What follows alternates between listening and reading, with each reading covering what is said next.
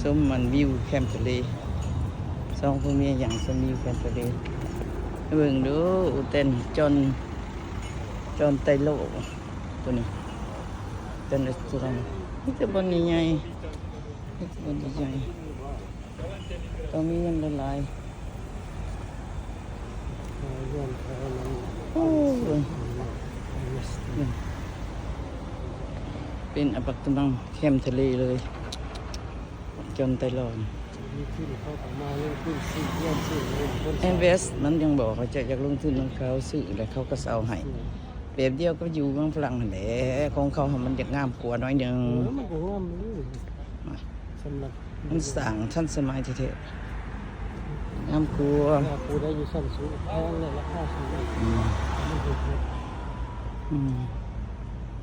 จะมาสำนีก็เอาแหละบ่สั้นสูงสัดต่ำก็อยู่หัวมันแหละเมื่ออยู่ตูบหน่อยกันเดียวแหละงาม